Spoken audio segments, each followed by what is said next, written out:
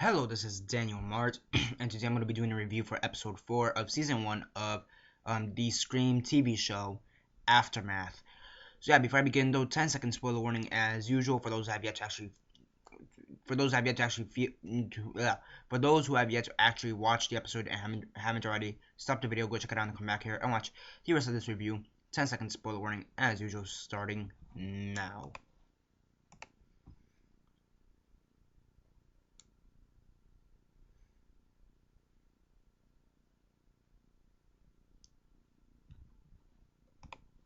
Okay, so 10 seconds are up.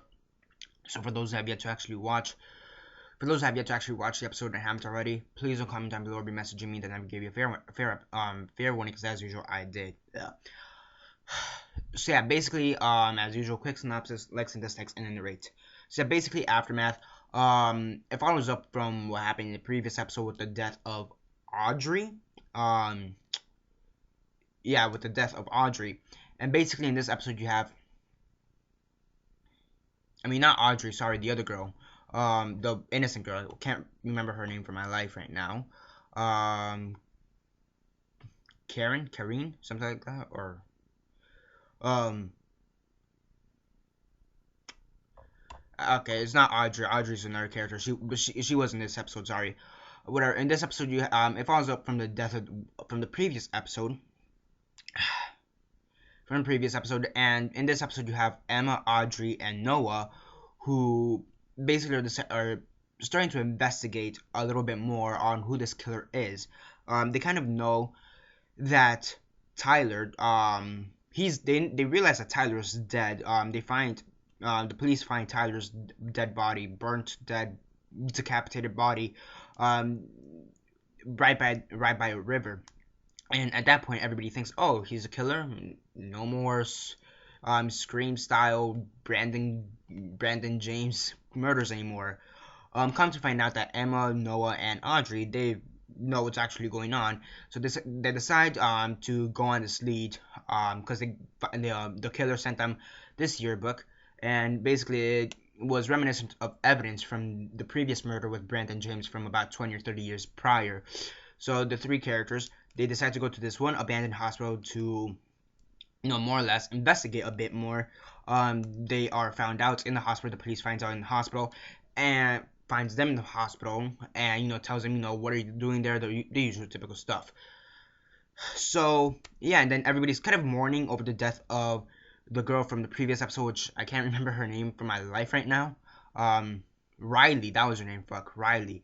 Um, not Audrey. Riley. The death of Riley from the previous episode. Everybody's kind of mourning it more or less, and it's very interesting because I did say in the previous review that up until this point we kind of already got to know some of the characters. We already know which ones we want dead. We already know which ones we want to live longer. So I did like how they kind of had that perspective. Riley, she's already been alive for about 3 episodes, and now that she's dead, people are sad about it. So that was pretty good.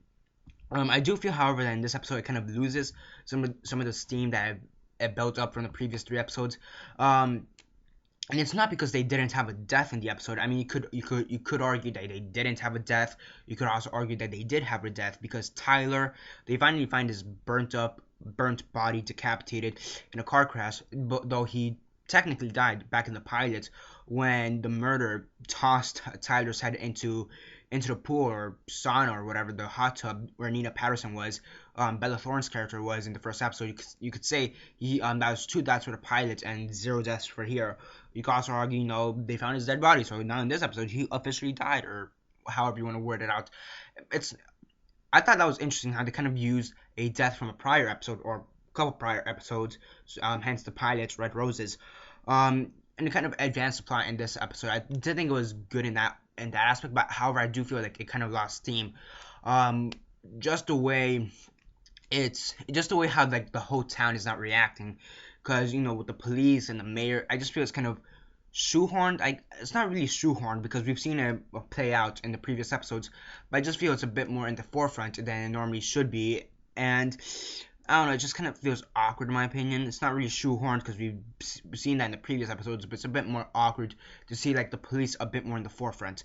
Um, overall, it was a pretty good episode. It's not as good as the previous 3 episodes, in my opinion.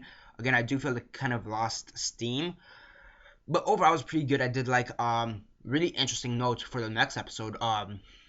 The Noah and Audrey accidentally post a video of Emma during her first time, if you know what I mean. Her first sex adventure, whatever you want to call it. The first time she had sex.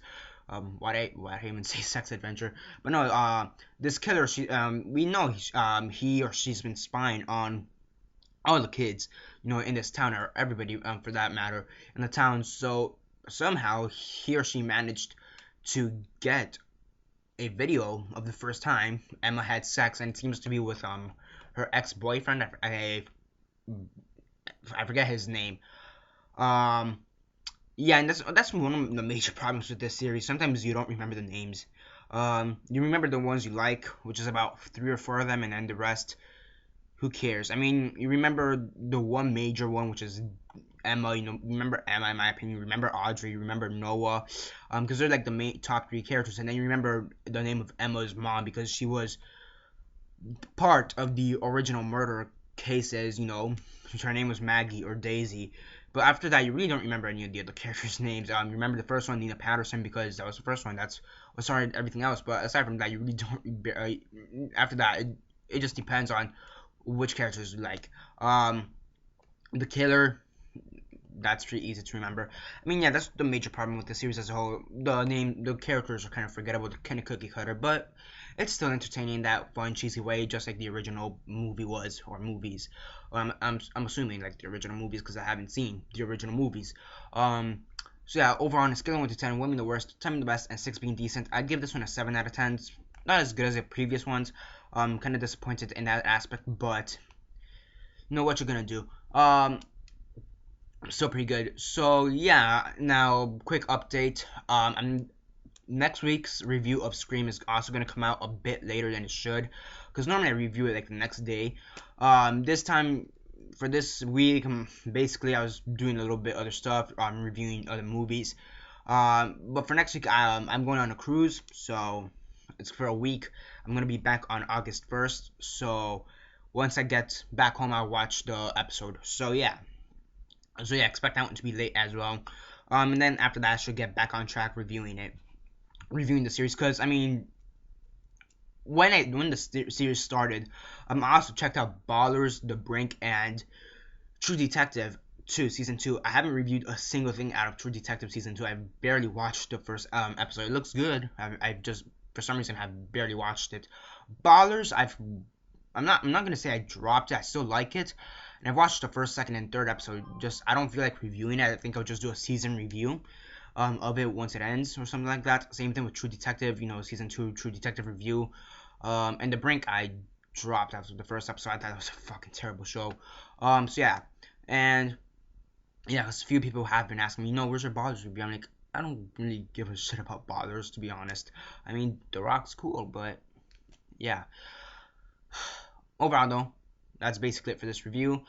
7 out of 10 is what I'd give Scream Episode 4, Aftermath, Season 1. And yeah, that's basically it for this review. Like the videos on Facebook, Twitter, MySpace, or whatever you guys prefer. Comment down below on your thoughts on the episode. What were your thoughts on it? And aside from that, that's basically it for now. This is Daniel Mart signing off.